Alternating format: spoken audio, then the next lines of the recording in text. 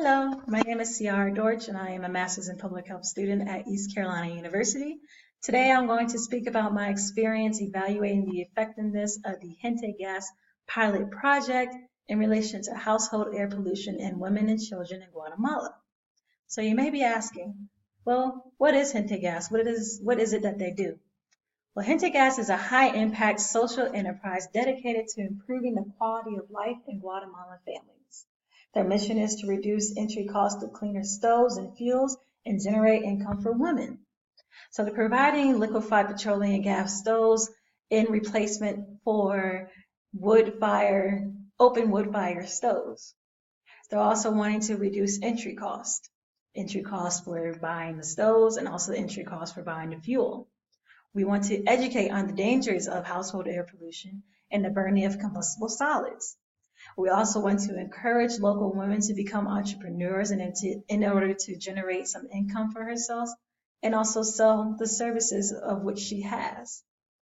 There are 4 organizations that work collaboratively in order to create this GenteGas pilot project, and these are the 4 organizations listed here.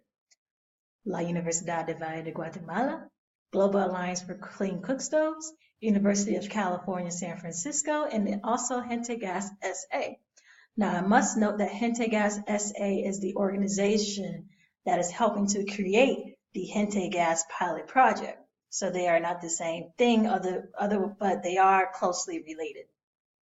So you may be asking, well, Ciara, where do you fall into all of this? And I will tell you that I fall right here. I am right next to the Universidad de Valle de Guatemala, and I'm working under the Center of Health Studies. So where are we working? Where did we pilot this study? We piloted this study in the Sacatepéquez department, and within the Sacatepéquez department, we piloted in Alotenango, more specifically San Juan Alotenango. So why is this pilot so important? Well, one of the first things to know is that pneumonia and acute lower respiratory infections is the leading cause of preventable death, especially under children 5 years of age. Again, the key word is preventable. The decrease in the harmful emissions on the environment is also very important in this area. We are decreasing the harmful emissions on the air, water, and land. Excuse me, household air pollution accounts for at least about 4 million deaths per year.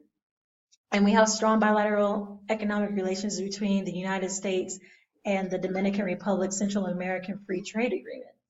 Underneath that agreement, the Americans are able to export oil, agricultural products, articles of clothing, machinery, things of that sort. And then for return, we receive from Guatemala apparel, gold, silver, and agricultural products as well. Bananas is actually a very controversial trade that we have between Guatemala and the United States, but I would like to speak about that at another time, but it's very interesting. So this is a photo of the filters that we used in a woman's house. After 24 hours of exposure, all that black that you see on the left side of the picture is soot.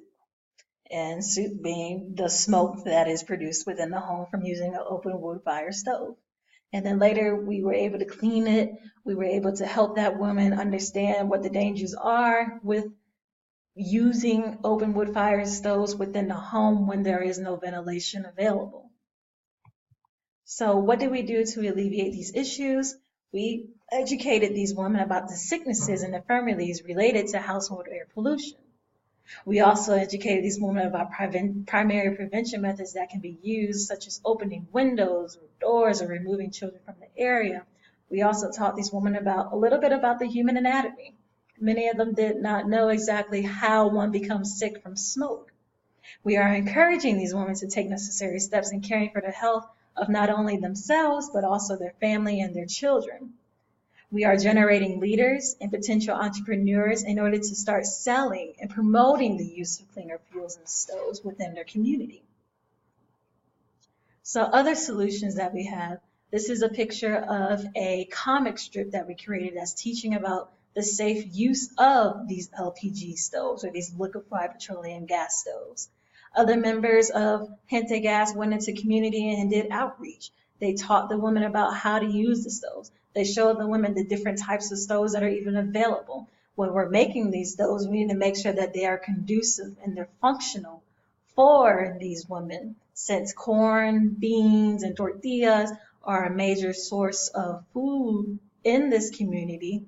We want to make sure that these stoves are conducive, again, for what these women need, not just creating a stove and expecting for the women to conform into what the stove provides, but it doesn't provide what it is what they need or want. So what was my role in the GenteGas project? My role was to create the post survey at the culmination of the training sessions. My job was to validate the post survey. I entered, cleaned, and analyzed the data using Stata. I observed trainer sessions as well as, training sessions, as well as acted as the outside evaluator. I wrote the evaluation report that will be submitted to the Grant Challenges Canada. Grant Challenges Canada is the grantor for our pilot project. They funded us all the way through. In addition to that, I will be composing a summary report to the Global Alliance for Clean Cook Stoves in order to inform them of what we have done here and what are some of the results and great things that have happened as a result of this pilot project. So what have we found in regards to knowledge attainment? Out of the 76 women surveyed, 75 of them women believe now that household air pollution is related to smoke infirmities and disease. In addition to that, 51 women reported that eye irritation is the biggest ailment from household air pollution. In regards to structural and behavioral changes and adjustments, 50% of women made changes after the pilot. Of those 50% of women, 56% of them purchased a better stove, while others decided to just open a window, which is absolutely great. 100% of the women exercised primary prevention methods after the course of the GenteGas pilot project. 77.6% use a tube to kindle the fire rather than putting their faces directly into the fire in order to kindle it. 77.6% no longer use wet wood, and I will explain the significance of wet wood after. And 64.5% of women leave their children in another room while cooking rather than exposing their children to more smoking emissions. So what are some future steps? We're going to continue working with the 4 organizations that you see to the right of the screen. We're hoping to scale up our efforts and to generalize these results to other areas as well.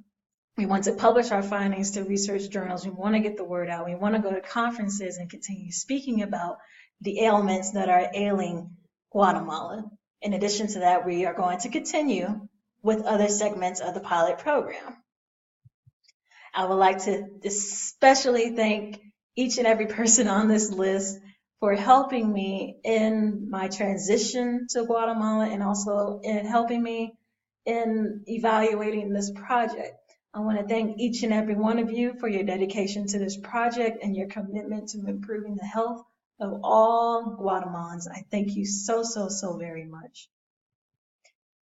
And also, for everybody that's in the audience, get involved. Get involved. We have a Facebook and a Twitter page, which you can find the link to at the bottom of the screen. In addition, if you need to get in contact with me, there I have my email addresses and my phone numbers on the screen. Feel free to contact me anytime that you feel necessary or that you would like to talk to me. I'm open to it. In addition to that, if you'd like to donate, if you are in the United States, the United Kingdom, or Hong Kong, you can donate money to Guatemala with that link that you see on the screen. Again, thank you everybody for listening to my story. Thank you for allowing me to talk to you today. And thank you for even allowing me for being in Guatemala and helping in efforts to bring Guatemalans to better health. Thank you so much. Have a wonderful day. Again, if you'd like to talk to me anytime, there's my contact information there. Thank you so much. Have a great day. Bye-bye.